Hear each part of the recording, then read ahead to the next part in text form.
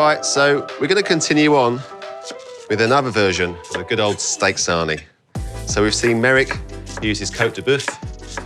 We've seen Elvis and that amazing sirloin steak sandwich. So I thought I'd do something a little bit different. Use one of my favourite cuts, which is still somewhat underutilised, the flank steak. The flank, the skirt, prized for its flavour. We're going to fry it off in a pan and deglaze all those natural juices with a touch of Worcestershire sauce and maximise the flavour using the Massel beef stock. But first up, I'm going to make a quick pickle.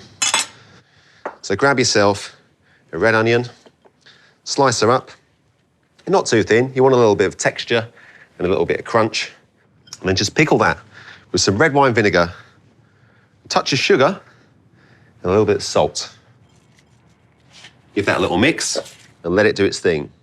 Now you can go super thin if you like, but for me, I like a good chunky pickle in a steak sandwich. And just set him aside to do his thing. Next, the beef. So for me, I love a flank steak. This was actually the first cut I used at the Three Blue Ducks when we started doing dinners. And really it's because we couldn't afford to use sirloin, but it's packed full of flavour and it's amazing for a steak sandwich. Now, first up, we want to bring this up to room temperature. Really, really important. We're going to season it both sides with flake salt. All right, so we'll set that aside, and next we're going to make a little bit of a creme fraiche sauce to flavour our steak. So we have some creme fraiche, and I'm going to spice it up with one of my favourite beef accompaniments. This is horseradish. This is one of my favourite ingredients. Used a lot in Britain growing up, the good old Sunday roast with horseradish. So I've got some grated horseradish. It's beautiful and and fiery, and it's really going to sort of bring the sandwich to life. Next, some Dijon mustard for a bit more of a kick. Give them a little stir. And finally, it's pretty classic, creme fraiche and chopped chives. Yeah.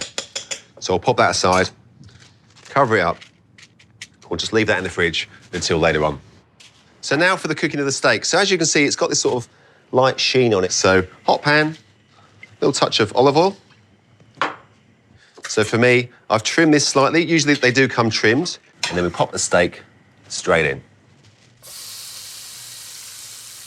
So a lot of chefs have different ways of cooking steaks. Some like to cook it halfway, flip it once, take it out, rest it. Others like to finish it off in the oven. For me, I like to turn it every 2 or 3 minutes.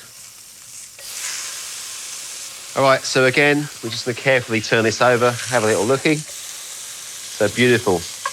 The steak, this is at about 6 minutes, so now this is my favourite part. So this is an old school cooking technique that we do in many of our restaurants. It's a brilliant way to finish a steak. So I'd throw in some butter. So butter in the pan till it foams up nicely. It's going a little bit golden, so at this point we throw in some garlic.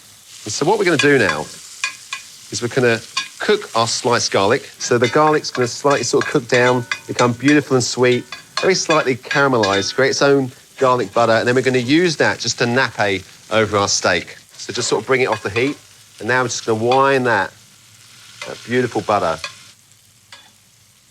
So I'll baste that over. That's looking pretty good. Right, at this point, I'll take out our steak onto a plate, top it with a little bit of foil. And so this had about 10 minutes cooking, so we're going to rest that for half of its cooking time. So now we're going to make a little bit of sauce, utilising the pan juices. We're going to deglaze it with some Worcestershire sauce, straight in. And then we'll grab some of our Massel beef stock, and we can bring that down as well. All right, so what's happened here is we've deglazed the pan with that Worcestershire and the Massel beef stock. We've got all the flavours from the pan juices, the garlic, and that, in turn, is going to take this steak sandwich to another level.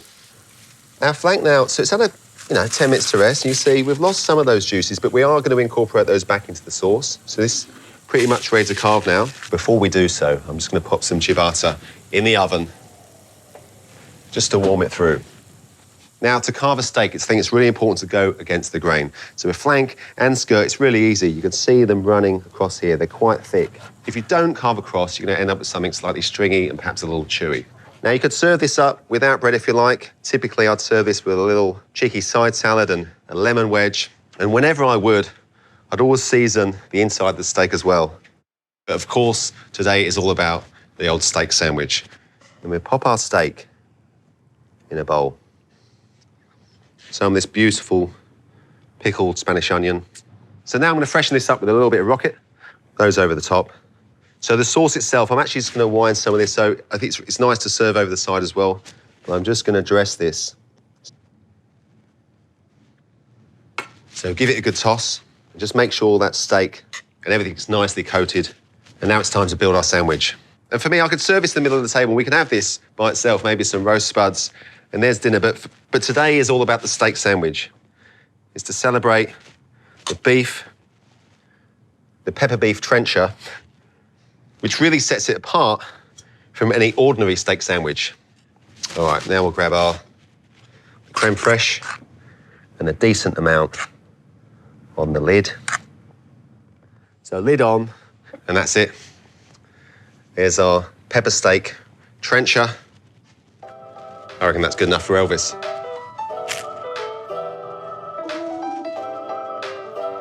And for me, that has everything.